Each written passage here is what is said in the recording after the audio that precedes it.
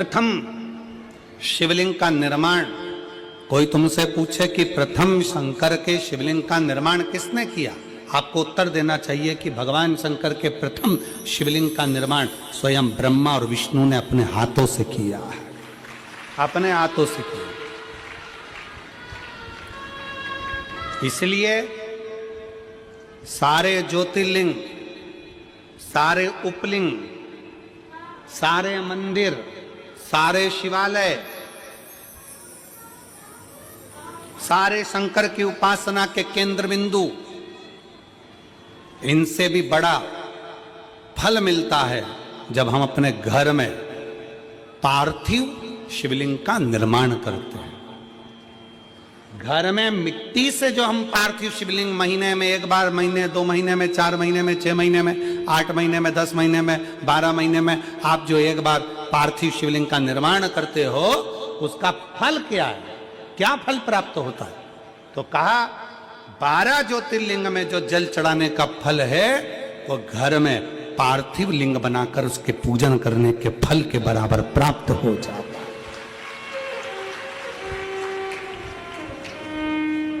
साल में एक बार श्रावण के महीने में, श्रावण की शिवरात्रि पर पूरे भारत में ही नहीं देश और विदेश में भी लोग ऑनलाइन पार्थिव शिवलिंग का निर्माण करते हैं। आप लोग करते हो कि नहीं करते हो? हाथ उठाओ जरा, कौन कौन करता है? सब करते हो? रखो रखो, वापिस रखो। पार्थिव शिवलिंग का निर्माण करते हैं, उसका पूजन करते हैं, आराधना करते हैं।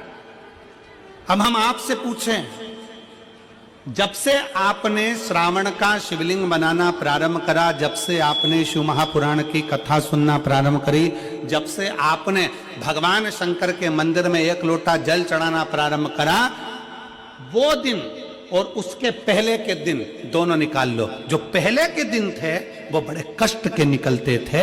जब से शंकर जी के मंदिर जाना, शिवलिंग बनाना साल में एक बार और शिव पुराण की कथा सुनना प्रारंभ करी, तब से मेरे बाबा ने तुम्हारा हाथ पकड़ना प्रारंभ किया, तुम्हें आगे बढ़ाना प्रारंभ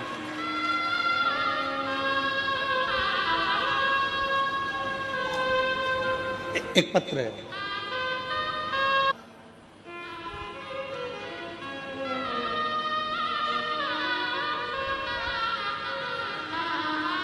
ब्रह्मा और विष्णु ने मिलकर भगवान शंकर के शिवलिंग का प्रागट्य करा। सबसे पहला शिवलिंग भगवान ब्रह्मा और भगवान विष्णु ने प्रकट किया। इसलिए शिव तत्व कहता है, भगवान शंकर की कथा कहती है कि शिवलिंग का निर्माण ब्रह्मा और विष्णु ने करा।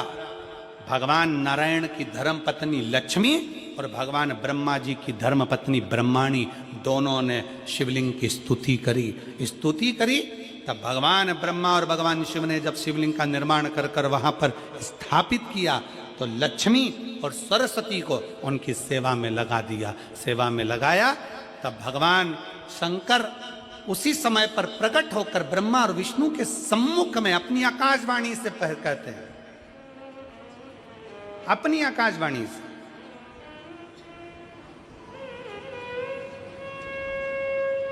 कि हे नारायण, आपने अपनी लक्ष्मी को हमारी सेवा में रखा, ब्रह्मा आपने ब्रह्माणी को हमारी सेवा में रखा, उसका क्रम क्या है? तो भगवान नारायण कहते हैं कि जिसके घर में शंकर का शिवलिंग होगा, जिसके घर के अंदर शंकर का शिवलिंग होगा, जो शंकर के शिवलिंग पर 1 लोटा जल चढ़ाने के लिए मंदिर जाएगा, जो कभी भगवान शंकर की भक्ति में डूबा होगा, तो उसके घर में 2 देवियां सदा के लिए विराजमान होगी। पहले नंबर पर लक्ष्मी और दूसरे नंबर पर सरस्वती, हमेशा हमेशा के लिए विराजमान। लक्ष्मी भी होगी और सरस्वती भी होगी।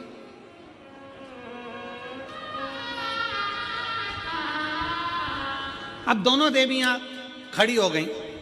शंकर जी से पूछा, पहले ये बताओ कि सरस्वती जाएगी कि लक्ष्मी जाएगी घर में?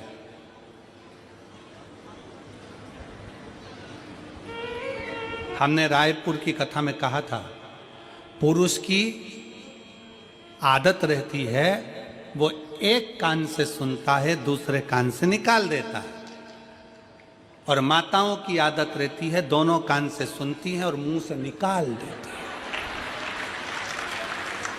बोल देती है।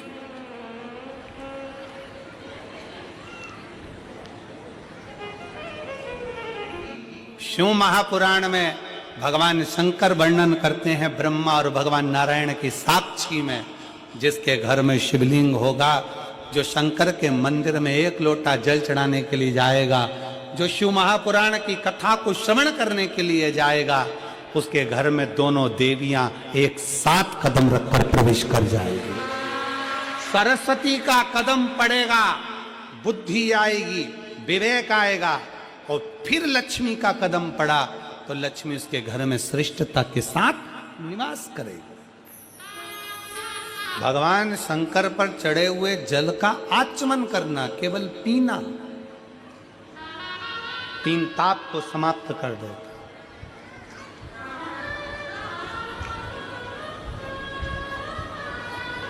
चाहे वो कायिक हो, वाचिक हो, मानसिक हो, कैसा भी ताप।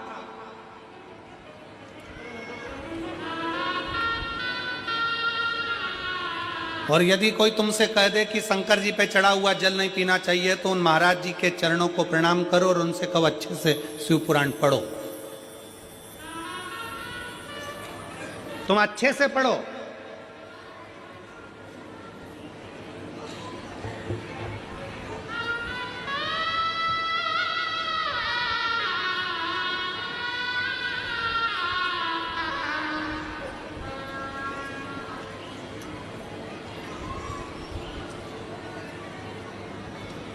आज एक बात हाले कोसा की इस भूमि से कहना चाहूंगा। हो सकता है कि कई लोगों को काली मिर्ची लग जाए, क्योंकि हमारी बात की जरा काली मिर्ची लोगों को ज्यादा लगती है।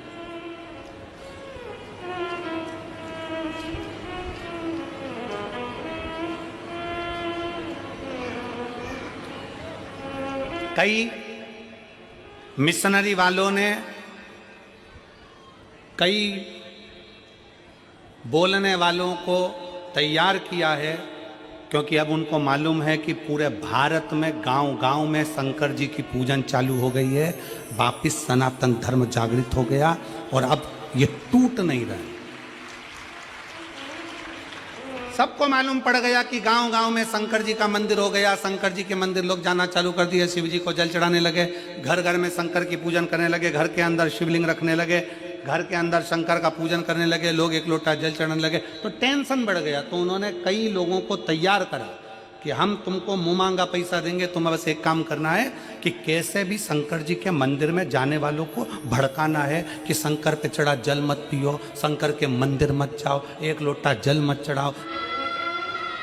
और जो तुमको ऐसा विवेक दे, बुद्धि दे कि शंकर पे चढ़ा हुआ जल नहीं पीना चाहिए, उसको शिव महापुराण गीता प्रेस गोरखपुर की उठाओ, विद्येश्वर संहिता पढ़ाओ।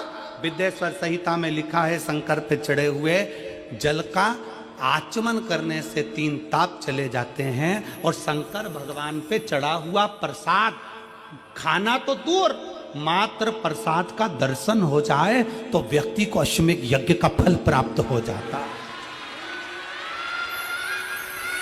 शंकर भगवान का प्रसाद खाना तो बहुत दूर, शंकर जी पे चढ़े हुए प्रसाद का मात्र दर्शन हो जाए तो व्यक्ति को यज्ञ अश्वमेध यज्ञ का फल प्राप्त हो जाता है।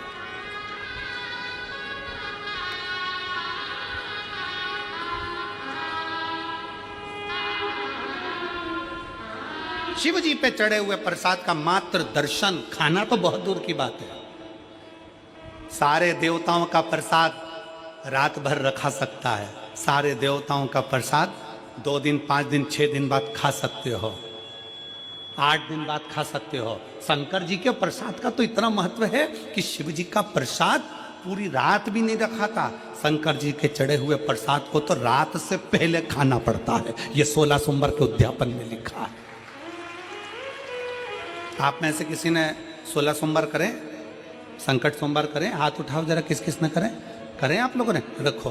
तो मेरी बहनों ने, मेरी जीजियों ने, मेरे जीजाओं ने, मेरी बेटियों ने, मेरी बेटाओं ने, मेरी माताओं ने, मेरे भाई ने, जिन्होंने 16 सोमवार के व्रत करे हैं, संकट सोमवार का व्रत करा, उसमें लिखा है कि प्रसाद का हिस्सा रात भर नहीं रखा रहता। उद्यापन का प्रसाद भी रात के पहले समाप्त करना पड़ता है, प्रसाद को रात भर नहीं रखते। कितना महत्व होगा। कि सारे देवताओं का प्रसाद 2 दिन 5 दिन 4 दिन 3 दिन रख सकते हो, पर शंकर जी का चढ़ा हुआ प्रसाद तो तुरंत खाओ, 1 मिनट की भी देरी मत करो। क्यों?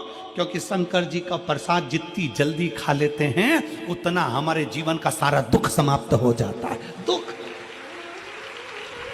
डॉक्टर क्या कहते हैं? डॉक्टर क्या बोलते हैं? जब बीमारी आती है तो डॉक्टर कहते हैं ये गोली बिल्कुल आज से ही चालू कर दो, अध्ययन करो। ब्रह्मा और विष्णु जी से कह दिया भगवान ने कि ये लक्ष्मी, ये सरस्वती, ये लक्ष्मी, ये सरस्वती दोनों सेवा में लगी हैं। हम फल देना चाहते हैं कि आज जो शंकर के शिवलिंग की आराधना करेगा, पूजन करेगा, उसके घर में 2 देवियां सदा सदा विराजमान रहेंगी। पहली सरस्वती, दूसरे नंबर पर लक्ष्मी, उनके घर में सदा विराजमान। सरस्वती और लक्ष्मी।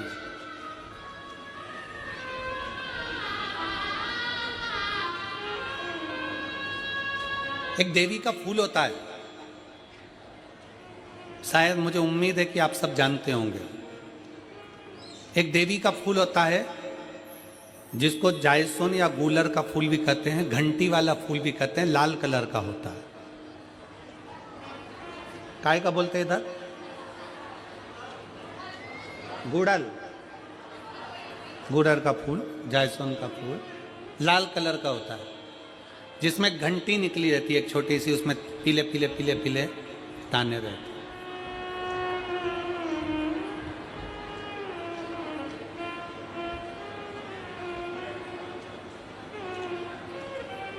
अगर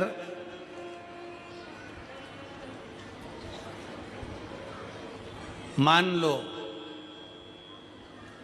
कोई बेटा बेटी, कोई लड़का लड़कियां, कोई बेटा बेटी, नवयुवक बच्चे या बहुएं या कोई अन्य व्यक्ति भी कोई कार्य चालू कर रहा है। मान लो कोई कार्य आप चालू कर रहे हैं, एजुकेशन के लिए बढ़ रहे हैं, या आपने कोई लक्ष्य बनाया है कि मुझे इस कंपटीशन एग्जाम में बैठना है, इस कंपटीशन एग्जाम में बैठना है और मेरा इसमें पास होना जरूरी है। और मैं जो चीज पढ़ती हूं ना, मैं भूल जाती हूं। मैं अध्ययन करता हूं और भूल जाता हूं।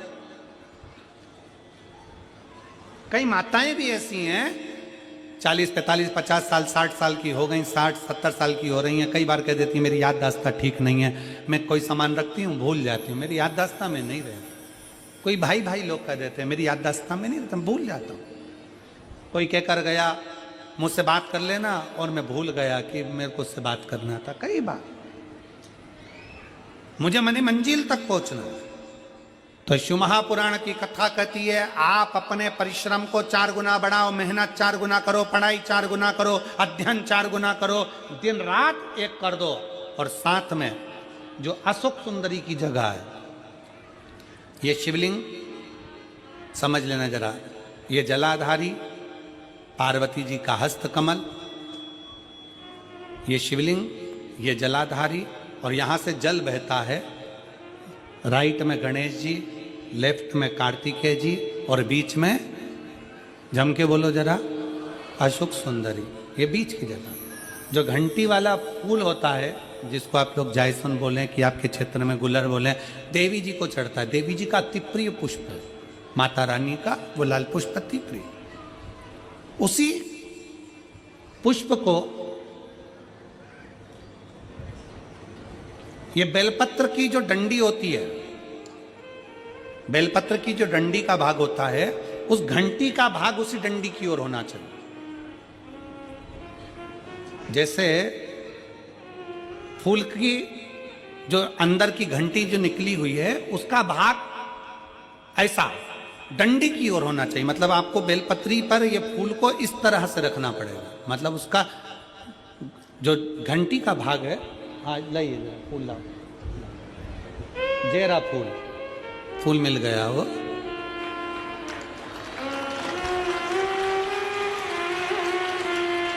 फूल मिल गया। भारत में फूल जल्दी मिल भी जाता है, मिल गया। अब ये फूल और इस फूल की जो घंटी का भाग है वो इस डंडी की ओर हो, हमारे डंडी के साइड। अपनी कामना कर कर, अपना नाम और गोत्र का स्मरण कर कर, शिव जी से अपने मन का भाव बोलकर इस फूल को और इस बेलपत्र को 12 महीने शिवरात्रि पड़ती है। किसी भी शिवरात्रि पर अशोक सुंदरी वाली जगह पर, शंकर के शिवलिंग की ओर जो अशोक सुंदरी की जगह है वहाँ पर डंडी और घंटी का मुख शिवलिंग की ओर होते हुए उस बेलपत्र को समर्पित करो। कब करना है?